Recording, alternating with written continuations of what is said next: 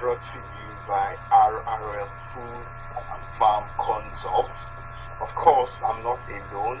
I'm actually with the amazing Dr. Keziah Olumese. Dr. Keziah, you're welcome. Thank you for having me. Good afternoon.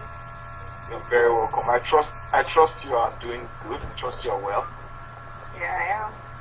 How are you enjoying the weather? It's hot here in Abuja. Yesterday was raining. Today is very hot. It's actually very cool here in Benin. All right. You're welcome once again, Dr. Keziah.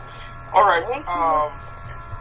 We are going to be looking at nosocomephobia, the effects, treatments, and what exactly nosocomephobia is. Of course, we hear this word being thrown around, like phobia being thrown around more frequently.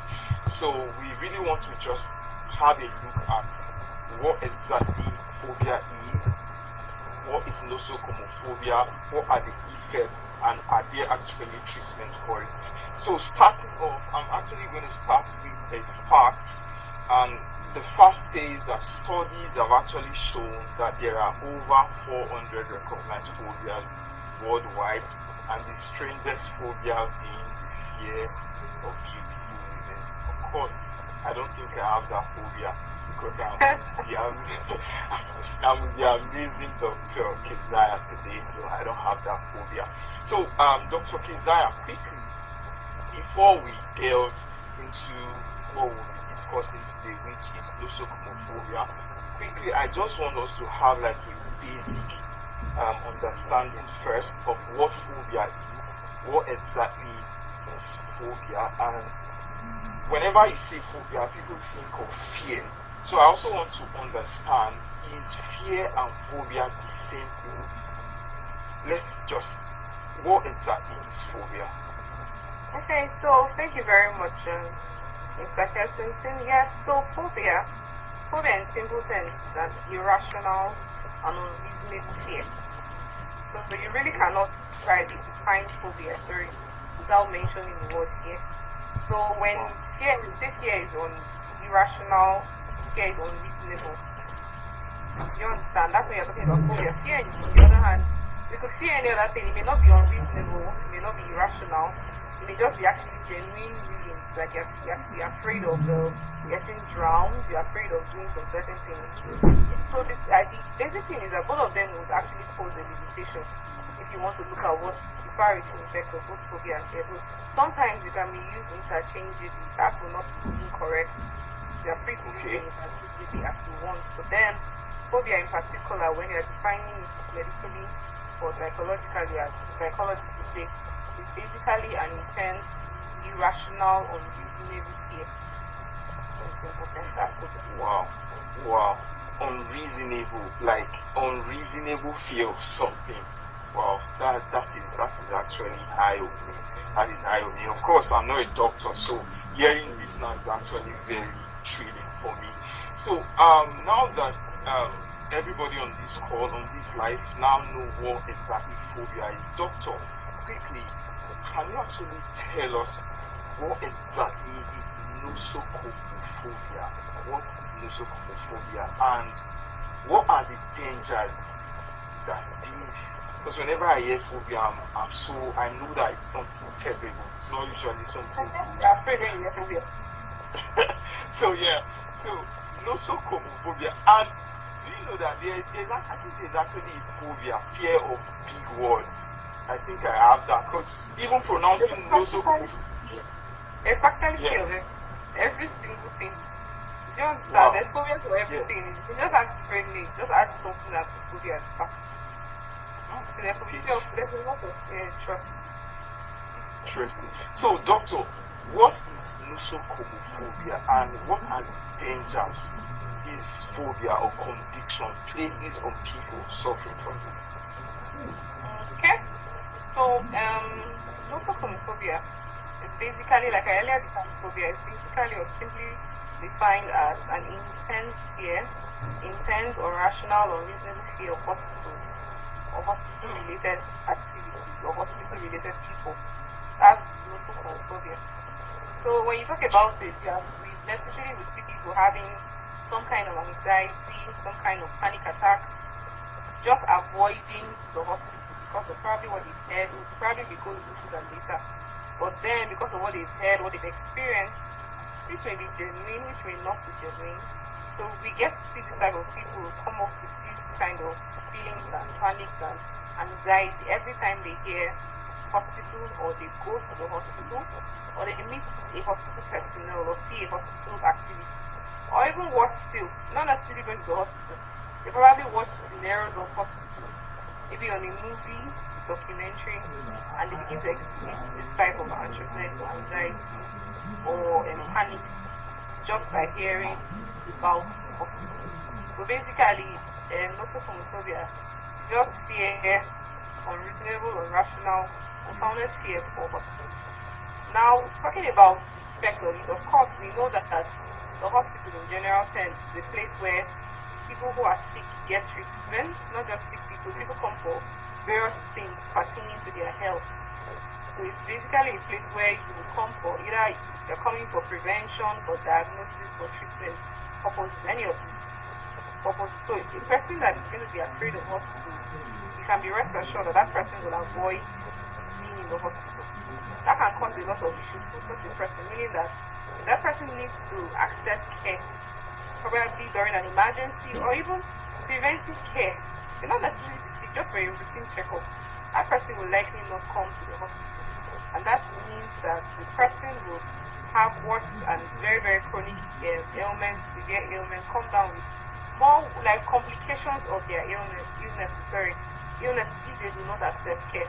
They're likely also going to they're going to fall into the hands of quacks. Because in a bid to avoid the hospital, they'll be patronizing other people. Do you understand? They will start patronizing other people. Probably have a form of knowledge of medicine and everything, and then so they are at risk of a lot of things. They are at risk of falling into the hands of wrong people, wrong counsel, self-medication, which can also has its own complications and other things if not properly done. Really. So there's a whole lot of problems, and then even when they have loved ones in the hospital, they will tend not to be sick. That can put a strain on relationships. Do you understand? So it's not just about them, their relationships too will be affected for people who are nosocomephobia. Wow.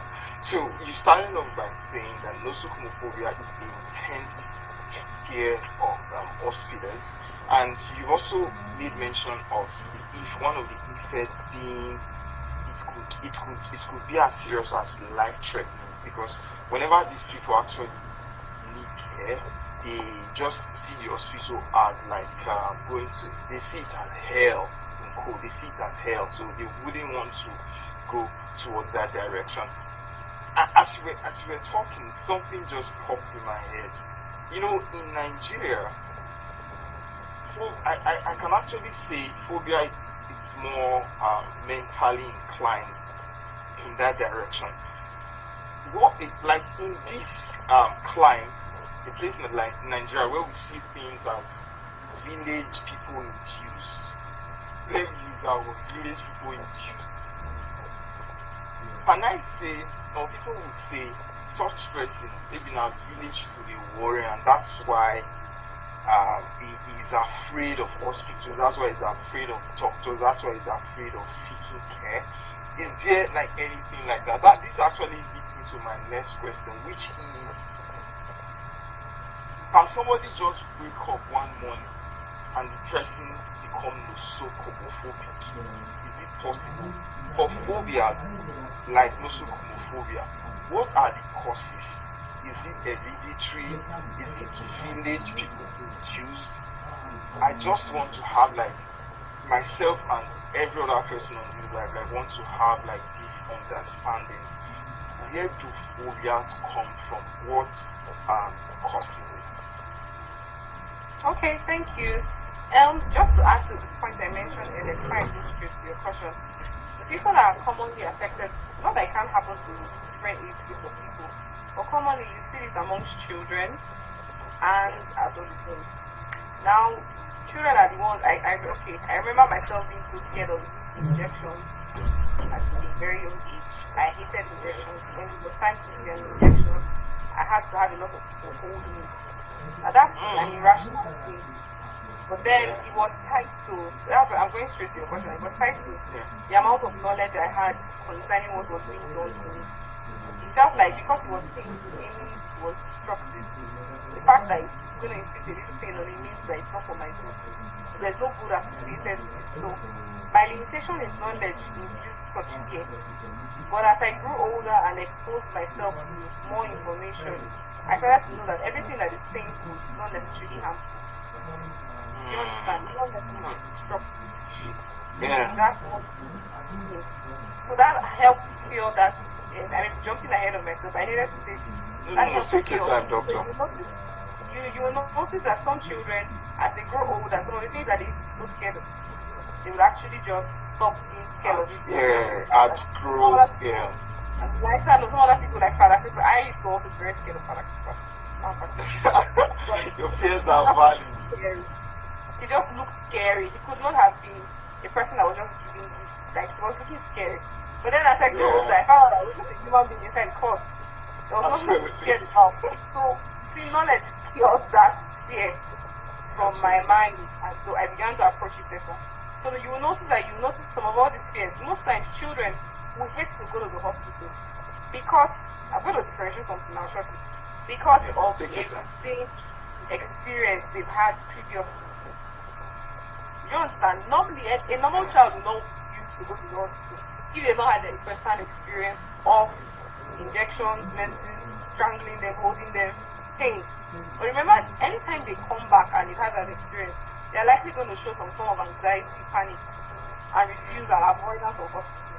That's all. That's to say that sometimes what we call nosocomephobia may just be some minute kind of fear. It may not really be extreme and intense that fits the actual definition of nosocomephobia. It may just be some slight features. It's actually a spectrum. There's a minute, the ones I just mentioned to you, using myself as an example. I just mentioned some now. Fear of Father Christmas, for example. Fear of injections, for example, instrument, medical equipment. And then some of it's commonly seen in children. Now, that may just be a minute thing. It's a mild aspect of the spectrum. When you get to the extreme, that's when you come to the nosocomephobia, where the person is actually afraid, unreasonably afraid, despite knowledge and information. They still don't want to go there. They just avoid. They don't want to have anything to do with it. Some persons can even start having some physical manifestations of throwing up, of having sweating, palpitations, just by hearing about hospital, or going to the hospital, or encountering anybody in the hospital or anything. So when you talk about symptoms that persons that I've already mentioned them somehow passing, so the things that you will likely see in a person that is having this kind of symptoms, if I may put it like that, you notice the person is necessarily very anxious, always avoiding. When they talk, the person is coming to the hospital, the previous night they could be having nightmares, and just they'll come up with all the nightmares. Suddenly they start having nightmares. They were not having nightmares before, but now they're having nightmares. They're having sweaty palms. They are talked about their heart beating so fast. All those things are just anxiety symptoms. Like a person that would normally have a panic attack or anxiety or any other thing, they will manifest it. And it's just be unreasonable. It will always be associated with this timing of the hospital or visitation or checkup or diagnosis or treatment or something. Always around the hospital. Every other thing they do, they are fine. They don't have all of this. But once it comes to the hospital is to trigger. So that's how you begin to notice that, okay, this person is actually becoming an issue. If I should put it like that. No amount of persuasion is working for the person. So this is not just something I knew. This is something that has become very serious and probably established. It's important to also note that this period of time, it may look like it's not necessarily village people now, but we Africans, we may begin to believe in village people really. But then, with the advent of COVID-19 pandemic, we noticed that there was a little rise in nosocomephobia because of the happenings within the hospital. Most of the places that very correct. Amongst healthcare workers. Do you understand? And then when they even take them to the hospital, those that fall ill that come down with COVID, they died. Some of them died in the hospital. So a lot of people were scared. And once you say hospital, I'm not going. I don't want to die. Very true. I don't want to have COVID. So some people express some form of nosocomephobia during that time, and it's maybe getting better. For some people, it has phased out a little bit. But some persons are still stuck in that fear and phobia. That phase. Wow. Exactly. So village people, I won't really blame. I won't really, because I've had some experiences of some people tell me about. For example, I remember a patient that I met, a child. How was that? I remember less than a year old, and the parents brought the child to the hospital. The child was looking really ill, and it was just like, I think that child eventually did some tests and found out that the child had severe malaria. The child was anemic. Like, when I mean anemic, the child's blood levels, active volumes was actually very low. Was not reasonable at all. That child was going to pass out any moment from when we were seeing the child. So the child needed urgent transfusion. Now, we spoke with the parents. Because severe malaria means you have to admit the child. You have to administer some specific treatment to the child. And mind you, malaria is also one of the top killers of under 5 children in the country. So with all of this in mind, we're talking to these parents, mother and father, about their child that said, please, your child needs to be admitted. We need to do this, and this is what's wrong with your child. This is what we think we can do for your child. And we have seen other children get better with it.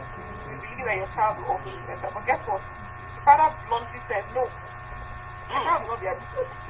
I'm taking my child home. And we were all worried. Even other parents that were there were really worried, trying to convince the father. The father said, no, he's not going to let his child be admitted. And guess what? That child convulsed in our presence, had a convulsion in our and we already knew that this was likely going to be from severe malaria or probably some infection in the brain that we call meningitis, bacterial infection that we call meningitis. But then the father still insisted, in spite of the danger that he's seen, he insisted that his child will not be admitted.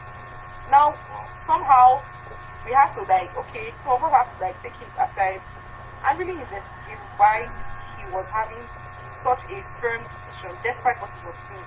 And guess what? The persons that went to speak to him found out that he had a belief that if any of his relatives is admitted, it's likely like a very serious condition, and that person is going to die. So in order to avoid such a case, the child should not be admitted so that the child will not die. So you see, some people just have some very unfathomable beliefs. It could have been passed down. I don't blame you for saying village people. Actually, in actual sense, village people may have impacted that kind of idea in his mind. That African setting. Many people are not so literate. Even the literate itself cannot really that's just passed down that kind of idea to him that you're taking sick or if you can't admit and you didn't take the case seriously. That kind of serious case where they cause admission, the kid will die, you're not keeping for hospital, no carry and go out. All those type of things. And thankfully, he finally agreed, and they admitted the child. And child said, immediately we started treatment, child started getting better. And we're telling this was 2 days after. He was like, hey, let's go. I said, you see yourself, you that was shouting, like, well, now you're seeing the best of the treatment. I had one say, okay, doctor, thank you, let's go. So my point, village folk are worried of people, but then it's also kind of some wrong beliefs just going on in people's minds. I worked in a tertiary center. And then I also found out that some persons, once they hear that you have to go to Nigeria is not so structured now, so you see very minor cases going to tertiary centers, which is not the case. So now you notice, I personally, I know some of my colleagues also experienced this, that some of these people, once they tell you that you're going to a tertiary center, like, they carry and go that hospital, and you know that hospital is a tertiary center, meaning that that's the highest level of care that person can get. It's just like saying in law, if your case, your matter reaches Supreme Court, if there's no other place to carry the matter to.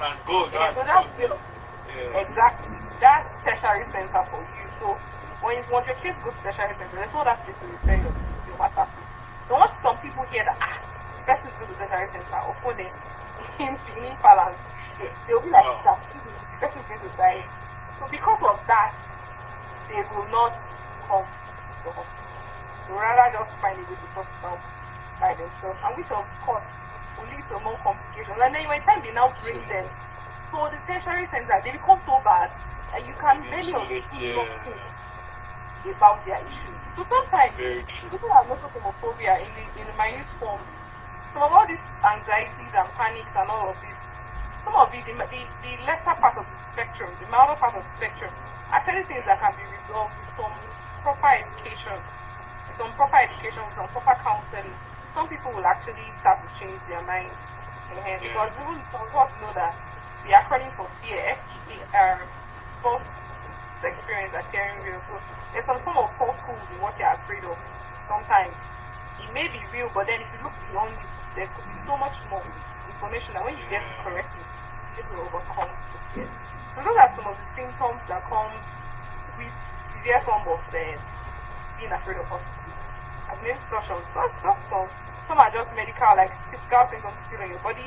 Some are symptoms the person gets to feel in his mind, what we call psychological symptoms. Thank you. Wow, it's been very educating. I'm actually thrilled to hear a lot of things you've been saying. Illiteracy is also a factor that we should also critically look at. That's why I'm really happy that RRL is doing this, because the wider populace, most of them still do not, even though they may have been having this feeling for a very long time, but they exactly don't know how to put intent to it. And I'm actually very happy that RRL is doing this. It's a form of like sensitizing the wider populace to actually have a knowledge of what this is exactly about. So, Doctor, thank you so much. You've been doing justice to the topic.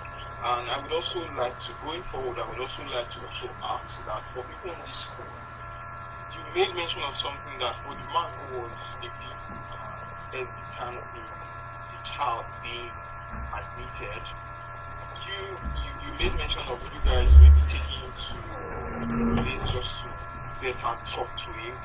I would like us to revisit what you actually have spoken on a while ago, which is actually some of the effects of nosocomephobia.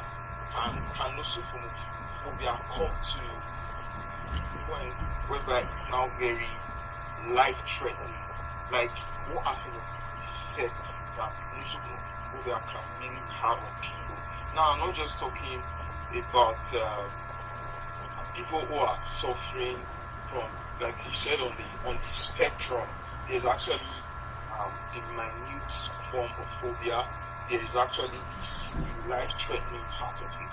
So I want you to quickly touch on the effects. Like, can nosocomephobia really do some damage as regards maybe taking the life of the people suffering from the result of the effect? What are some of the effects?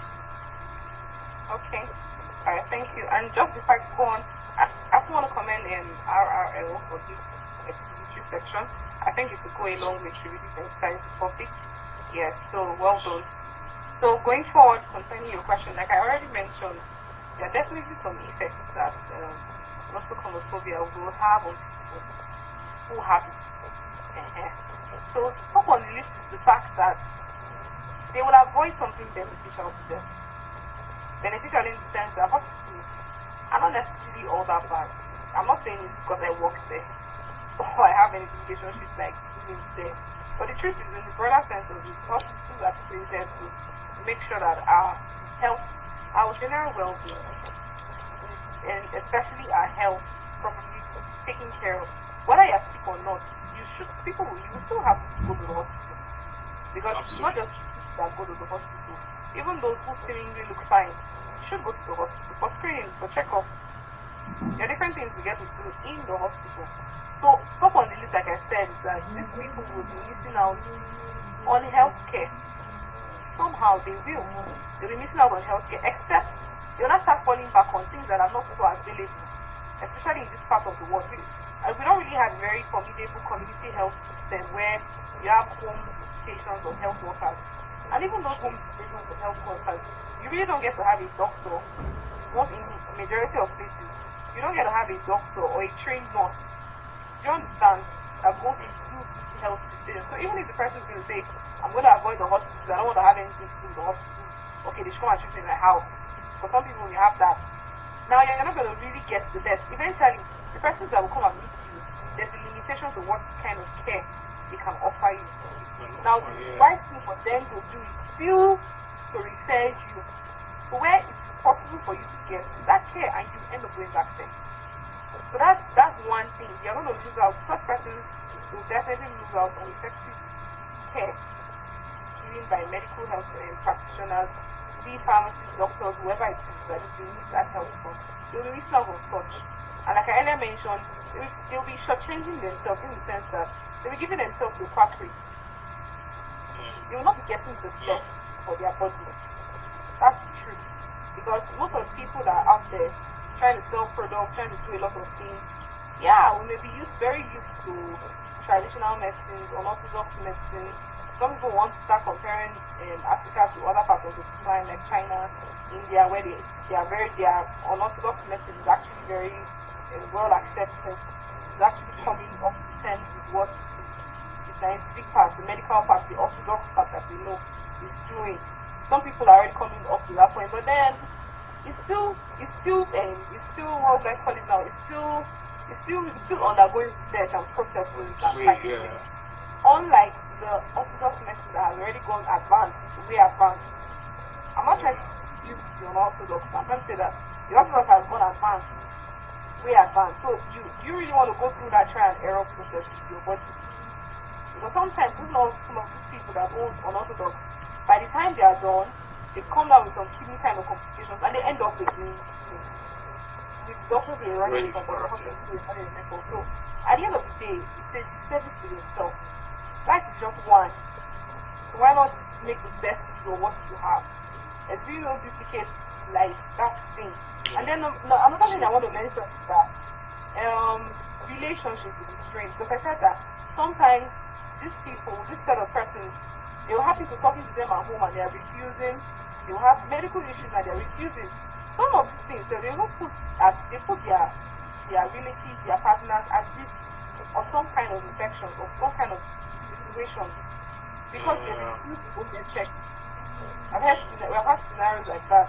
They refuse to get checked. They're just so anxious. They're so afraid of what possibly could be it. And then because of that fear, they just prefer to stay ignorant about the matter. And guess what? That ignorance is not peace because it's destroying not just themselves, but destroying the lives of other people related to them, affecting people in negative ways. That's one other issue. And then apart from affecting people negatively, it could put a strain on relationship because this same set of persons may refuse to visit loved ones in the hospital. And you can imagine that at those sleep moments, at the time where people need a lot of their loved ones around, because and when we talk about the process of recovery for a patient who is sick, most of the time it's not just giving medications. Man is a tripartite being, so sometimes some medications may not be enough compared to interpersonal relationship, compared to there's a feeling that exactly having your loved ones around. There's a kind of recovery that comes with it. Sometimes such persons you put a strain, oh I was hungry, you go and visit me. Oh, that means you don't love me. That means I'm not important to you. But the person, the village may not understand, or the patient may not understand that my person is dealing with some kind of nosocomephobia, or that's why he's come to the hospital or something. Do you understand? And then, genuinely, actually, these people that develop this phobia could actually have had some kind of negative experiences with hospitals, unfortunately. They may have had they had lost a loved one, a sort of trauma. A sort of trauma, exactly. Or even still, they could have had another kind of trauma. Maybe a physical abuse, bullying, sexual abuse. So they're already traumatized. So anything that is related to trauma will just trigger up such anxiety and panic and all those stuff that we mentioned earlier. So they could actually have a very founded reason. But then it's not something that cannot be sorted out. It's something that cannot be dealt with if we actually own up to it and then seek help. So those are the things that I want to majorly mention that will happen to anyone that is actually like detrimental effects of nosocomephobia. Thank you so much, Dr. Kizan, in doing justice to the topic. Once again. Alright, we've actually discussed about what nosocomephobia is. We've actually also looked at the effects. At this junction, doctor, I want to ask, is there like a sort of light at the end of the tunnel for people suffering from this condition? Can they actually be treated? Is there like a treatment? Can this condition be cured? Is there a glimmer of hope for these people so they can conveniently visit hospital again, conveniently see the doctors, and conveniently do whatever they want to do? Okay, so of course there's light at the end of the tunnel. The first thing is to actually recognize that there's a problem. There's actually a problem because some people just think it's part of life. Once you don't recognize that there's a problem, then it's going to be difficult to find solutions to what you want. So the first thing is actually recognize, okay, yes, there's a problem, and this problem is destructive. What effect? The person has to actually identify what this fear, what has it done to me? What has it done to people around me? What has it really cost? Because if they don't see anything wrong with what's going on with them, then they likely will not do that or go for help or seek help or even accept help when it's being offered. So that said, the next will be that most of the persons that would likely handle this, the doctor may see this person, I refer the person to a psychologist. Everybody's important in medical team. I refer the person to a psychologist because it's more of a psychological disorder. Do you understand? It's more of a psychological disorder. So a psychologist will likely see the person, and then doesn't mean that doctors cannot offer some form of psychological therapy too. But specifically, psychologists do their parts, or if it's very severe, psychiatrists who have a background already in psychology can help and go ahead and do what needs to be done. So, first of all, they're likely going to offer them some form of therapy. Some form of therapy to walk with them through the process. Like I've already established, the first is to recognize the problem. Next is to know that what has this problem cost for me?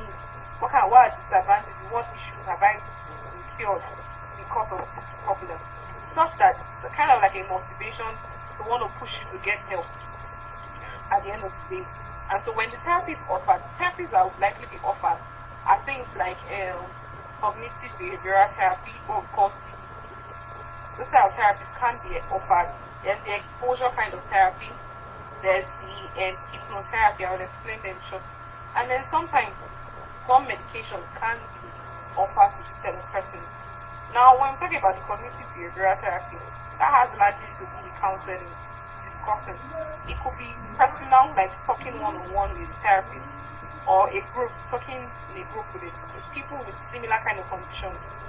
And you just voicing it out that I have a problem, and hearing somebody else voice out that I have the same kind of problem, kind of like gives you hope that you're not alone. Because one thing to have hope that you're not alone in the world actually. So when you are able to notice that in group therapies or even in single therapy, you listen to other people and you listen to the counselor or the therapist, and they get to talk you through and help you create the fear. There's something called fear ladder, where you list out in this thing that I'm afraid of, what exactly about it am I afraid of, and then when you are able to list it out one by one, taking off one by one, they begin to analyze this one. I cannot go into all those details now, it's going to be a long time, but then they begin to analyze the fear one after the other and gradually walk you up till you get to the top, the most scary part of it, of what you're afraid of, and then they are able to help you walk you through. So it's going to be like a series of sections going back and forth, talking is a healing process. Just talking to somebody that cares to listen and preferring solutions helps you heal, helps you understand things better. Especially when you're talking to a professional, helps you go through the process. Just like they say that a problem shared, problem half. So somehow it's actually just bothering you when you get to just share and just talk. So that's one of the therapies. Then the other one is exposure. That one has to do with gradually exposing you to something that you're afraid of. Sometimes it's for children. You notice that, okay, there's an injection that you're afraid of, Abby. They bring the injection and say and give it to you. Just like you, and like, oh yeah, hold this thing, just to take it. And then you're giving it to her and like, okay, hold it. Do you still think it's painful? Or, I don't know, whatever it is for that person, they'll remove the face, the marks, and like, okay, it's a human being that is inside, you don't really need to be scared. So exposing you gradually, a systematic way to So that thing that you're afraid of, so hospitals maybe taking you around, just driving you, discussing to you the benefits of what hospitals do, doing researches on what hospitals is about, the millions of lives that have been saved, people's lives that have been improved by the work that is being done in there, will just help to sensitize you. You understand? Then the one talking about hypnotherapy, hypnosis just has to do with a form of more like when you talk about hypnosis now, you're trying in layman's saying, you're trying to say that okay, they're kind of like infusing a sleepy mood, an unconscious mood in the person. So somehow hypnosis, you're trying to distract the person and make the person lose consciousness of the imminent environment. So for example, you can distract people. So once they tell you that you're going to go to the hospital, so it's either they speak of the conversation that you like to discuss about. So instead of discussing all through your journey of getting there, of how hospital or this or that, To remove your mind. just listen to mind and everything. So you can just talk about something that you like, discuss about something that you like, you're more interested. Sometimes you can use music. Sometimes you can play games. You can just do something else, just to distract the person concerning what's about to happen. Sometimes even with children, I'm always mentioning children because I know that it's common amongst them. Sometimes when you want to attend a child, it's just little tactics, or even amongst parents that have them children. Once you want to attend them, distracting them most of the time always works. Except now becomes smarter and knows that technique of distracting. Oh, you're about to do something, you're distracting. Maybe that child is becoming smarter. Very older and different kind of thing. But so you hear parents with a lot of stuff. You understand? Just to distract yourself and keep them. So they start about to receive an injection and then they put a cartoon. That parents just employing some form of hypnotherapy just to distract the child. Take their mind is moving. Exactly. Put their mind off the thing. And before you know it, they're done. So by the time they start shouting, they're finished what you're doing. You are moving. You understand? Wow. So it's basically those types of things done for such persons. And then if there's a need by judgment and assessment of the healthcare practitioner, maybe the psychologist and psychiatrist or medical doctor, whoever the person is, general practitioner, they may decide to use medications. There are medications that can be used basically just to help get some relief for that patient, basically. But sometimes when people are stressed, they are probably having other kind of ailments in their body and they're stressed, they're not getting enough sleep. So that's when their mind really is wanting to go to the hospital. Especially because if it's very stressful, demanding, we just avoid. So if you're going to take care of other things around, like good nutrition, like exercising, like sleeping well, you want to take care of all these other things. I'll just help the person feel better without going. And then some medications, yes, definitely, take care just to assist. It's not like it's going to cure, but then it's going to make symptoms better. And over time, it's good dose of psychology and therapy and counseling and education and patients and all of the medications even definitely should come out of it. And with some motivation also from the person. The person should be able to come out of it. That's the It's been really eye-opening. It's been education. It's been thrilling. I was just baffled when you were talking. I was just nodding my head. Man, I just hope that everybody on this life is actually here for Dr. Kizaya is saying, if you are suffering from nosocomephobia or any other constitution, Dr. Kizaya has allowed us to know that there's actually light at the end of the tunnel. So Dr. Kizaya, this is the part where I'm going to be realistic as it's possible. Yeah. In Nigeria, you know that we have a very high level of illiteracy, people who are not educated. Talking to somebody, I can easily tell somebody who is educated that, man, this thing I'm suffering from. A doctor once told me that you can actually go for therapy and you will get better. For the illiterate man or woman, doctor, briefly, what do you think suffering from this condition, the illiterate man or woman suffering from this condition? Doctor, what do you think can I do for them? Because telling somebody that, chief, you go for therapy, the first thing is like, what is this guy is talking about? I don't get time with that one. It's in therapy. Where is it? For the illiterate man, what exactly can we do for them to overcome this issue they are suffering from it? Okay, so in itself, it's not really life threatening. Even though it has some deleterious effects. So if you're going to be dealing with somebody that is illiterate, first of all, you have to establish whether that person actually just has nosocomephobia or is just illiterate, like ignorant. You don't understand the importance of what is happening or what is beneficial to them. Also, because you hear some people say, I would like not interact with my life. And they're like, why? You say, I'm not interact with playing. What place is like? The person is illiterate. You may be saying that this person has phobia for flight. The person probably doesn't even understand his what it looks like. Than to go by road or to go by canoe or whatever the person is used to. So what I would say is, it's still going to fall back at education. So if by chance you notice that this person is having some aversion for hospital or having some negative ideas about taking medications or healthcare personnel, just being hostile, not want to be around the environment, then if you're that person that is already knowledgeable, probably maybe watching this like section now, and you're knowledgeable about it, who says you can offer some form of counseling to this person, some form of education about the person will be able to comprehend. Not by telling the person the benefits. If you have had a hospital experience as positive, why not share your own testimony? I call it testimony, yes. You know what you have probably experienced, like getting treated in the hospital, how beneficial it was to you. Why not educate person? Because some people, that's why I said earlier that of all these things are founded upon the wrong system. Some people, they actually don't even have the money. It's just very expensive. You understand? But they might weigh the cost of refusing treatment to the cost of the complications that may come later on. Because it looks like, I'm going to pay 20,000 naira for treatment. You don't understand that 20,000 naira may just save you a lot of years. Yeah, going forward. Yeah. No, I'm going forward. Going forward. It's just like, I saw a movie, sorry to say that, but I saw a movie of mother that she was pregnant for the 5th time, and her friend was trying to encounter her. Go for antenatal, and it's not like most women that have had several children.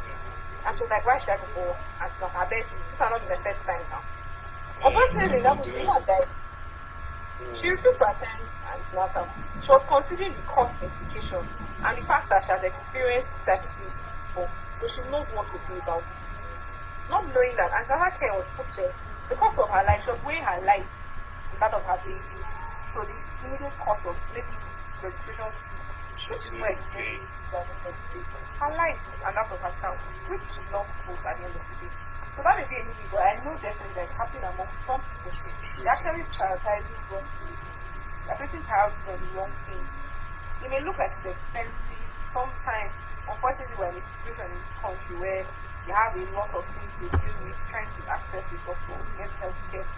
But hopefully in the coming days or years, it will get better. Let that not discourage you from accessing care where you need to get it. Don't go. It's not right. Don't place your life is valued, your life is precious. It doesn't have to be big. So you really don't want to be looking into your life. And sometimes it's very funny because sometimes when you notice what people suffer about because of their ignorance and refusal of hospital and how easily it can be managed, you'll be amazed that they're just suffering unnecessary. It's just an unnecessary suffering. And the person just carrying that would have just been solved. For them, it doesn't even be anything. Just the anxiety of feeling like they have something, just like going to check. Just kind of like nothing. But you're just anxious. You're just unnecessarily panicking about something. Maybe because of the things you've heard. Fine. For every 5,000 deaths that I've heard, have you heard about the other 5,000 like births that happened? You understand? So there's always another side that we have to continue to push and expose to them that is available for them. That's the most important thing about this set of people that are seemingly looking into it. So whoever you are that already has this knowledge, please go ahead and encourage them, go ahead and counsel them, go ahead and be patient with them and help them. Even if it means you just trying to be nice and kind, okay, I'll put you, let's go and see, I'll follow you. Something like that, just to encourage them and show them some support. That's it, thank you.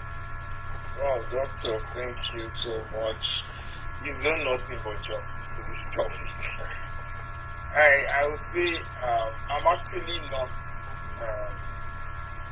I actually know a little or so about health, but today you really have educated me and every other person watching entirely about this topic. If it means us staying on this live till I would have really enjoyed to stay on this for like longer, but because I'm actually enjoying myself because before I am really that. So, but before we answer this show, just to be done, we do still presently suffer from phobia or suffer from one in the past. How did you overcome it? Okay, I think I already mentioned in part 2 of phobia I suffer from. They're not medically included anyway, but then I had phobia for injections. Funny enough, someone just asked me this morning that, I don't know yesterday that I know medical personnel, they're the worst patients ever. They don't like drugs, they don't like injections. Are you among them? And I was laughing. I was like, no, I take injections when it's need and to do that. So yes, I used to be very scared of injections. That I was south, like I told you before, someone among 50 and an adolescent, because of ignorance of the benefits of that thing, because you anticipate pain from it, so you think that because it's going to be painful, it has no benefits. As long as it's painful, everything that should benefit you should be good, should feel good. But that's not life, that's not real. So the more as I grew up older, I began to find out that okay, yeah, it's going to pain me, but then I'm going to feel better. So I think gradually, did anybody really help me with that? No, I just overcame it myself. Just with understanding, as knowledge increased, as understanding of situations and life increased, I was able to overcome that. And then Father Christmas, I said, it's funny, but it's true. I couldn't get this is when I watch Father Christmas shows and I see young children like really playing with basketball. I'm like, oh my goodness, I never did when I was small. It wasn't possible for me to see. But then as time grew, I started understanding, okay, it was just a funny situation. Somebody just said it's scary, but they're not really scary. So the summary or the major point of this is that I was able to get knowledge. Knowledge as I grew, knowledge came up. Understanding of things came up. And so it better helped me. Yeah, at some point I was scared of what else was I? That just mind me. I don't really think it's a phobia though, but then I was scared. Okay, yeah, I still have a dog. I hate dogs, actually. No animal intended, but I hate dogs. I generally just hate them. Generally, I just don't feel they should come near me. But then I used to be so scared of dogs, but I found a way. I can't really tell. I don't think so. But I just want to be around. So if I have a dog around, I probably get it. I'm more aware of my environment. No matter how you tell me to carry the dog, I will not carry the dog. Sorry. At that point, I don't sentimental to me or my relationship not carry the dog. So I just live like that. You understand? That one also, I don't think that has any detrimental thing. So that's why I just let it matter. I found a way to organize myself around. When I say dog, and whether with a stick or a stone, I'm very conscious of my environment. And then I learned not to run. I have to really learn that. Not to run when I say dog. So now I don't run. I'm just very conscious of keeping the dog around. So I have to charge people don't run. If anything, just carry it. Oh, it's so. Depending on the kind of dog. Yeah. So that's. Wow, Doctor, I must say thank you so much for your time. Thank you so much for having me. You've done nothing but justice to this topic, trust me. I'm much more educated about phobias in general and nosocomephobia. Just a quick recap, Dr. Keziah talked about nosocomephobia being the intense fear of hospitals, and for people suffering from this confusion, there's actually a light at the end of the tunnel for you. As she also mentioned that there are some things that you can actually do to get over your phobia. Things like being aware of what is wrong with you, seeking therapy, counseling, and she also mentioned hypnosis. Once again, thank you so much, Doctor. Thank you. Thank you so much. I want us to do this more often so more people be sensitized about themselves and what is going on. Thank you so much. Alright, guys, it's been fun, it's been entertaining, it's been feeling it's been educating. I remain your humble host, Media Advocacy for something is my name. And this show is brought to you by RRL Food and Farm Consult. Of course, you can follow RRL on Facebook, on Twitter, on Instagram, and on YouTube. Till we meet again, stay being healthy. Alright, bye bye.